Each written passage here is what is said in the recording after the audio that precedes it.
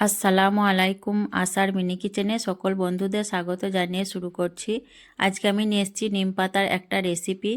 এই ওয়েদার চেঞ্জের সময়ে নিম পাতা খাওয়া কিন্তু আমাদের শরীরের জন্য খুবই উপকারী। এই সময় নিম পাতার এই রেসিপি খেলে কিন্তু আমাদের শরীর সুস্থ ও ভালো থাকে, অনেক রোগজ্বালা থেকে আমরা মুক্ত পেতে পারি। তার জন্য এই ওয়েদার চেঞ্জের সময় অবশ্যই কিন্তু আপনারাও এইভাবে করে নিম পাতার এই রেসিপিটা একবার ট্রাই করতে পারেন শরীর সুস্থ ও ভালো রাখতে হলে। তো চলুন রেসিপিটি দেখে নেওয়া যাক। আর যারা নতুন বন্ধু আমার ভিডিওটি দেখছেন, ভালো লেগে থাকলে অবশ্যই আমার চ্যানেলটি সাবস্ক্রাইব করে আমার পাশে থাকবেন। নিম পাতার রেসিপি বানানোর জন্য দেখুন এখানে আমি নিয়েছি ছোট সাইজের আলু, সজনে ডাঁটা, বেগুন, টমেটো আর নিম পাতা। এখানে দেখুন আমি বেশ কিছুটা নিম পাতা নিয়ে নিয়েছি, একদম কচি দেখে আমি নিম পাতাগুলো নিয়েছি, গাছ থেকে একদম টাটকা পেড়ে আনা। তো পাতাগুলো দেখুন আমি প্রথমে বেছে নেব। আর আমি দেখুন এই কচি কচি পাতাগুলো নেব। কচি পাতাগুলো রান্না করলে খেতে খুব বেশি ভালো লাগে, তার জন্য আমি কচি পাতাগুলোই ব্যবহার করেছি। পাতাগুলো আমি খুব ভালোভাবে দেখুন একটা একটা করে বেছে নিয়ে নিচ্ছি। পাতাগুলো দেখুন আমি একে একে সব বেছে নিলাম। এখন ভালোভাবে পাতাগুলো আমি ধুয়ে পরিষ্কার করে নেব, কারণ গাছে অনেক ধুলো ময়লা থাকে।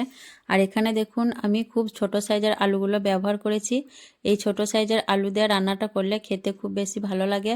ছোটোবেলায় দেখতাম নানি এরকম ছোট ছোট আলু, বেগুন, ডাঁটা আর মসুর ডাল দিয়ে এই নিম পাতার রেসিপিটা রান্না করতো, খেতে কিন্তু খুব ভালো লাগতো গরম গরম। আর আমি নানির কাছ থেকে যেভাবে এই রেসিপিটা শিখেছি সেটাই আমি আপনাদের সাথে শেয়ার করছি। আলুগুলো দেখুন আমি এইভাবে করে ছোট ছোট করে কেটে নিচ্ছি। আর আলুগুলো কিন্তু আমি খোসাগুলো বাদ দিইনি, খোসা সহ নিচ্ছি। খোসা সহ নিলে আলুটা খেতে খুব বেশি ভালো লাগবে। যারা খোসাটা পছন্দ করেন না তারা কিন্তু আলুর খোসাটা বাদ দিয়ে করতে পারেন। আলুর খোসার মধ্যেও কিন্তু অনেক গুণ থাকে, ভিটামিন থাকে। আর আলু তার জন্য খোসাটা আমি নিয়ে নিয়েছি। আলুগুলো দেখুন আমি সব কেটে নিয়েছি একইভাবে। এখন আমি আলুগুলো খুব ভালোভাবে ধুয়ে পরিষ্কার করে নেব। আলুগুলো দেখুন আমি খুব ভালোভাবে ধুয়ে পরিষ্কার করে নিয়ে একটা হাঁড়ির মধ্যে দিয়ে গ্যাস অন করে বসিয়ে দিয়েছি। আর এখানে আমি দিয়ে দিচ্ছি খুব অল্প পরিমাণ মুসুরের ডাল। মুসুর ডালটা আমি খুব ভালোভাবে ধুয়ে পরিষ্কার করে নিয়েছি, দিয়ে এর মধ্যে দিয়ে দিচ্ছি। ডালটা দেওয়ার পর দেখুন আমি একটু ডালগুলো পানির মধ্যে ভালোভাবে ডুবিয়ে দিচ্ছি। তারপর আমি একটা ঢাকনা ঢেকে দিয়ে 10 মিনিটের মতো হতে দেব। 10 মিনিট রান্না করার পর আমি ফিরে এলাম। দেখুন একটু নাড়াচাড়া করে দেখিয়ে দিচ্ছি। আলু আর ডালটা দেখুন অর্ধেক সেদ্ধ হয়ে গেছে, ডালটা দেখেই বুঝতে পারছেন। আর আলুটা আমি একটু দেখুন হাত দিয়ে চিপে দেখিয়ে দিচ্ছি। দেখুন আলুটাও কিন্তু অর্ধেক সেদ্ধ হয়ে গেছে। এখন আমি এই পর্যায়ে দিয়ে দেবো কেটে রাখা সবজিগুলো। দিয়ে দিচ্ছি বেগুন, সজনে ডাঁটা, টমেটো কুচি। এখানে আমি দুটো টমেটো ব্যবহার করেছি ছোট সাইজের। দিয়ে দিচ্ছি দুটো কাঁচা লঙ্কা, আর দিয়ে দিচ্ছি 1 চামচ নুন। আর খুব ছোট্ট চামচে দিয়ে দিচ্ছি 1.5 চামচের মতো হলুদের গুঁড়ো। খুব বেশি হলুদ ব্যবহার করব না। দিয়ে আমি নাড়াচাড়া করে খুব ভালোভাবে সব কিছু মিশিয়ে নেব। সব কিছু খুব ভালোভাবে মিশে নেওয়ার পর আমি আবারও ঢাকনা ঢেকে দিয়ে কিছুক্ষণ রান্না করে নেব, যাতে সব কিছু খুব ভালোভাবে সেদ্ধ হয়ে যায়। যতক্ষণ অবধি খুব ভালোভাবে সেদ্ধ হয়ে যাচ্ছে আমি ততক্ষণ রান্না করে নেব। বেশ কিছুক্ষণ রান্না করার পর আমি ফিরে এলাম। দেখুন আর সবজিগুলো দেখুন খুব ভালোভাবে সেদ্ধ হয়ে গেছে।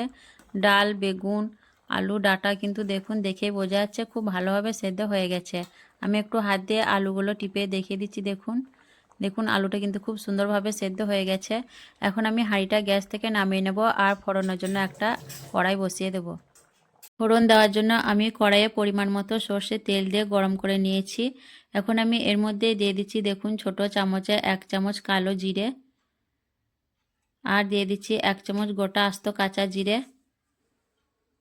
আর দিয়ে দিচ্ছি 3-4টে শুকনো লঙ্কা আমি কেটে নিয়েছি, সেগুলো দিয়ে দিলাম।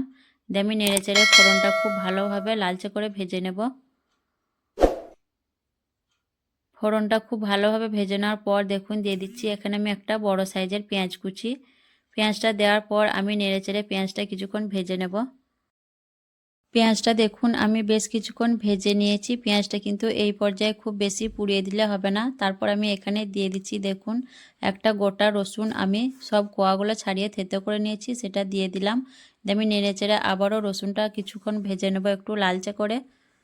রসুন দেওয়ার পর আমি একটু লালচে করে ভেজে নিয়েছি রসুনটা। তারপর দেখুন দিয়ে দিচ্ছি কচি নিম পাতাগুলো, যেগুলো আমি বেছে ধুয়ে রেখেছিলাম। দিয়ে আবারও আমি নেড়েচেড়ে ফোড়নটা একদম খুব ভালোভাবে লালচে করে পুরোটাই ভেজে নেব। ফোড়নটা দেখুন আমি খুব সুন্দরভাবে লালচে করে ভেজে নিয়েছি, আর ফোড়নটা এরকম করেই ভেজে নিতে হবে। তারপর আমি দিয়ে দিচ্ছি দেখুন সেদ্ধ করে রাখা ডাল আলু একসঙ্গে দিয়ে দেওয়ার পর আমি একটু নাড়াচাড়া করে ভালোভাবে মিশিয়ে নেব, আর আমি 1 মিনিটের মতো নাড়াচাড়া করে নেব। এর থেকে বেশি আমি আর রান্না করব না, তাহলে এর পুষ্টিগুণটা নষ্ট হয়ে যাবে। তো আপনারাও এভাবে কিন্তু এই ওয়েদার চেঞ্জের সময়ে নিম পাতার এই রেসিপিটা একদিন ট্রাই করে দেখতে পারেন শরীর সুস্থ রাখতে। খুবই পুষ্টিগুণে ভরপুর এবং উপকারী একটা রেসিপি। তো কেমন লেগেছে আজকের এই নিম পাতার রেসিপি অবশ্যই কমেন্টে জানাবেন। ভালো লাগলে লাইক করবেন, শেয়ার করবেন, আর আমার চ্যানেলটি সাবস্ক্রাইব করে আমার পাশে থাকবেন। আর এই রেসিপিটা আমরা কিন্তু গরম গরম খেয়ে ফেলবো, এটা ঠান্ডা করব না, আবার এটা গরম করেও খাবো না। একদম এই রান্না করার পর কিন্তু সাথে সাথে এটা আমরা খেয়ে নেব। তো আপনারাও এভাবে রান্না করে সাথে সাথে খেয়ে নেবেন, তাহলে পুষ্টিগুণটা বজায় থাকবে। তো আসবো আবারও অন্য কোনো রেসিপি নিয়ে। সকলে ভালো থাকবেন, সুস্থ থাকবেন। আল্লাহ হাফেজ।